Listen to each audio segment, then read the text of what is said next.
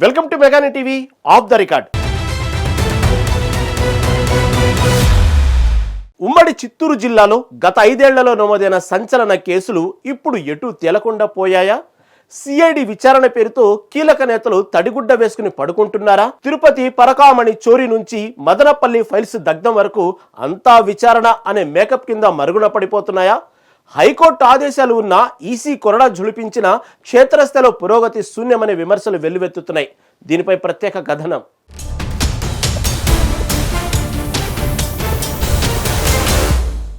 ఉమ్మడి చిత్తూరు జిల్లాలో సంచలనం సృష్టించిన పలు కేసులు ప్రస్తుతం దర్యాప్తు దశలోనే నిలిచిపోయాయన్న విమర్శలు వినిపిస్తున్నాయి. ముఖ్యంగా తిరుపతి కేంద్రంగా నమోదైన కీలక కేసులు సిఐడి విచారణలోకి వెళ్లిన తర్వాత పెద్దగా పురోగతి లేకుండా నత్తనడకన సాగుతున్నాయనే ఆరోపణలు వస్తున్నాయి. దీంతో వివాదాస్పద రాజకీయ నేతల భవిష్యత్తు పోలీసుల చేతుల్లో ఉన్నప్పటికీ కేసులు మాత్రం కొలిక్కి రావడం లేదన్న చర్చ రాజకీయ వర్గాల్లో సాగుతోంది. టీటీడీలో స్వామివారి హుండీ లెక్కింపు సమయంలో 2023లో నమోదైన పరకామణి చోరీ కేసు రాష్ట్ర వ్యాప్తంగా సంచలనం సృష్టించింది.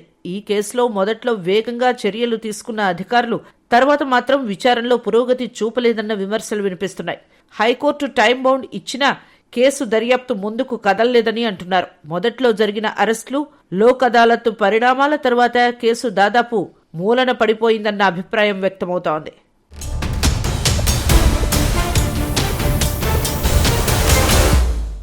ఉమ్మడి చిత్తూరు జిల్లాలోని వివాదాస్పద రాజకీయ నేతల భవితవ్యం పోలీసుల చేతుల్లో ఉండిపోయింది. ముఖ్యంగా వైసీపీలో కీలక నేతలంతా తమ పార్టీ అధికారంలో ఉన్నప్పుడు అక్రమాలు, దౌర్జన్యాలకు సంబంధించి ఏదో ఒక వివాదంలో ఇరుక్కున్నారు. వారిపై ఉన్న ఆరోపణలకు సంబంధించిన కేసులు సిఐడి దర్యాప్తులో ఉండడంతో వారు తమకేమీ కాదులే అన్న ధీమాతో కనిపిస్తున్నారు. ఆ ధీమాతోనే వారు తీవ్ర స్థాయిలో ప్రభుత్వంపై విరుచుకుపడుతున్నారని అంటున్నారు. తెలుగు తమ్ముళ్లు తిరుపతి కేంద్రంగా పరకామణి చోరీ కేసుతో పాటు నకిలీ ఓటర్ల కార్డుల తయారీ కేసు, తిరుపతి మాస్టర్ ప్లాన్ రహదారుల బాండ్స్, చంద్రగిరి నియోజకవర్గ ఓటర్ల జాబితా కేసు, మదనపల్లి ఫైల్స్ దగ్గం కేసులు అన్నీ ఇప్పుడు సిఐడి విచారణ పేరుతో అటకెక్కాయన్న వాదన ఉంది. దీంతో సిఐడి కేసులు జీవితకాలం లేటు అన్నట్లు తయారైంది వ్యవహారం. పరకామణి కేసులో హైకోర్టు టైం బాండ్ పెట్టినా దర్యాప్తు ఎక్కడ వేసిన గొంగలే అక్కడే అన్నట్లు తయారవడం తీవ్ర విమర్శలు మూటగట్టుకుంటోంది. కేసు సిఐడికి పోయిందా? అయితే మనం తడిగుడ్డ వేసుకుని పడుకోవచ్చులే. ఇది ఆరోపణలు ఎదుర్కొంటున్న వైసీపీ నేతల్లో వినిపిస్తున్న టాక్. వివిధ కేసుల్లో సిఐడి దర్యాప్తులు నత్తనడకన సాగుతుండటమే వారి ధీమాకు కారణంగా కనిపిస్తోంది.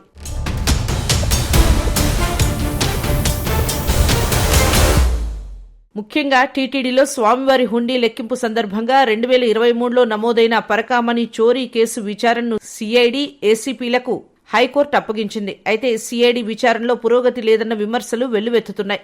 వైసీపీ హయాంలో జియంగార్ మఠం ఉద్యోగి అయిన రవికుమార్ దొంగతనానికి పాల్పడి దొరికిపోవడం, తర్వాత లోక్ అదాలత్లో కేసు రాజీ కావడం చకచకా జరిగిపోయాయి.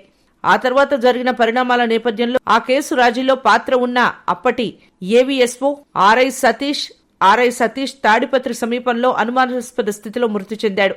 ఆ కేసులో నెల రోజుల పాటు హడావుడి చేసిన సిఐడి తర్వాత ఎలాంటి పురోగతి సాధించిందో ఎవరికీ అర్థం కాలేదని పరిస్థితిని బట్టి తెలుస్తోంది. దానికి తోడు ఈ కేసులో ఆరోపణలు ఎదుర్కొంటున్న వారు సైతం సిఐడిలో కీలక పదవుల్లో ఉన్నారన్న ప్రచారం జరుగుతోంది. ఐఎన్ఆర్ అయితే కేసు విషయంలో నెల రోజుల పాటు తిరుపతిలో ఉండి ప్రత్యేక టీంల ద్వారా వివరాలు సేకరించి హైకోర్టుకు సమర్పించారు.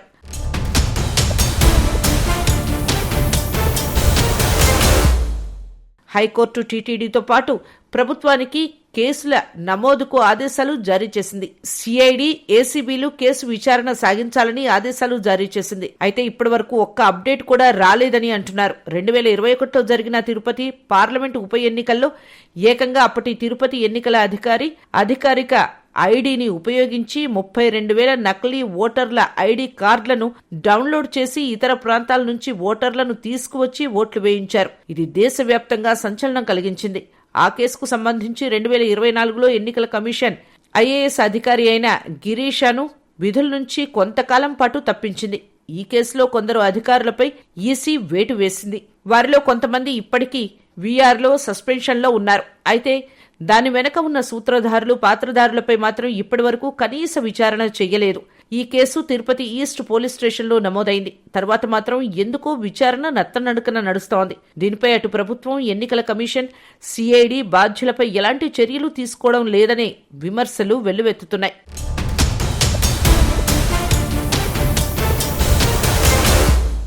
వైసీపీ నేతలే ఆ అక్రమాలకు ఊతమిచ్చారని ఆధారాలు ఉన్నా విచారణలో ఎందుకు ముందుకు అడుగు పడటం లేదని సామాన్యుడు ప్రశ్నిస్తున్నాడు. మరో కీలక కేసు మాజీ మంత్రి పెద్దిరెడ్డి రామచంద్రారెడ్డి అండ్ కోలకు సంబంధించింది.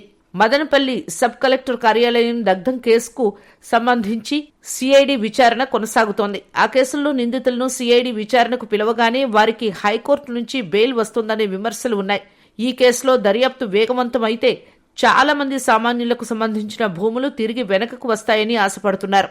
అయితే ఆ దిశగా అధికారులు చర్యలు తీసుకోవడం లేదంటున్నారు. ఘటన జరిగినప్పుడు పోలీసు ఉన్నతాధికారులు వచ్చి హడావుడి చేశారు. ప్రత్యేక కార్యదర్శి వచ్చి వినతులు స్వీకరించారు. తర్వాత ఏం జరగలేదని బాధితులు అంటున్నారు. ఇప్పటికైనా తమకు న్యాయం చేయాలని కోరుతున్నారు.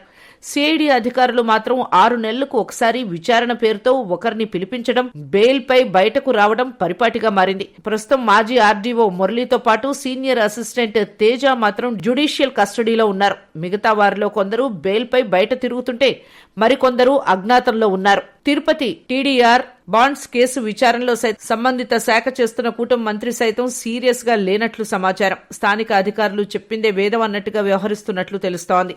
బాధితులు తాము ఇప్పటికే అల్లాడిపోతున్నామని, కానీ న్యాయం చేయడం లేదని, విచారణ పేరుతో కాలయాపన తప్ప కనీస చర్యలు తీసుకోవడం లేదని వాపోతున్నారు.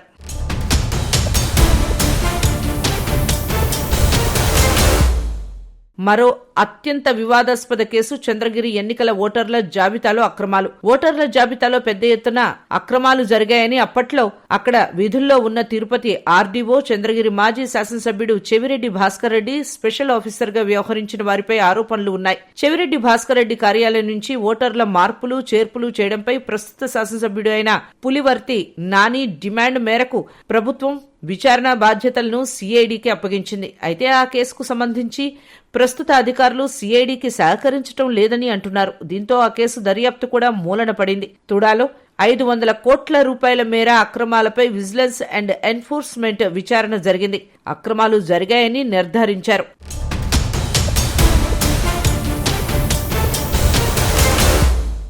తర్వాత మాత్రం చర్యలు లేవు. టీటీడీలో 2019 నుంచి 2024 వరకు జరిగిన అక్రమాలపై సైతం విజిలెన్స్ అండ్ ఎన్ఫోర్స్మెంట్ విచారణ జరిపి ముఖ్యమంత్రి కార్యాలయానికి నివేదిక అందజేసింది. అక్రమాల్లో 45 మంది ఉద్యోగుల పాత్రపై విజిలెన్స్ నివేదిక ఇచ్చింది. అయితే కనీసం ఒక ఉద్యోగిని కూడా బదిలీ చేయలేని స్థితిలో ఉంది టీటీడీ పాలకవర్గం. నగరి మాజీ ఎమ్మెల్యే రోజా మంత్రిగా ఉన్నప్పుడు ఆడుదాం ఆంధ్రకు సంబంధించి 100 కోట్ల అక్రమాలు జరిగాయని ఏకంగా విజిలెన్స్ అండ్ ఎన్ఫోర్స్మెంట్ నివేదిక ఇచ్చినా కనీసం దానిపై రివ్యూ కూడా నిర్వహించలేదని తెలుస్తోంది. దీంతో తమను ప్రస్తుత పాలకులు ఏమీ చేయలేరనే ధీమాతో ఆరోపణలు ఎదుర్కొంటున్న నేతలు భూమన కరుణాకర్ రెడ్డి, రోజా వంటి వారు ఇష్టానుసారం ప్రెస్ మీట్లు పెడుతూ కూటమి ప్రభుత్వాన్ని టార్గెట్ చేస్తున్నారని టీడీపీ క్యాడర్ వాపోతోంది. సిఐడి విచారణ, విజిలెన్స్ విచారణ పేరుతో కాలయాపన చేస్తున్నారని ఆగ్రహం వ్యక్తం చేస్తున్నారు తెలుగు తమ్ముళ్లు. సిఐడి అధికారులు సాగదీత ధోరణిలో విచారణల తతంగం నడిపిస్తూ వైసీపీ నేతలకు పరోక్షంగా సహకరిస్తున్నారని తమ్ముళ్లు మండిపడుతున్నారు.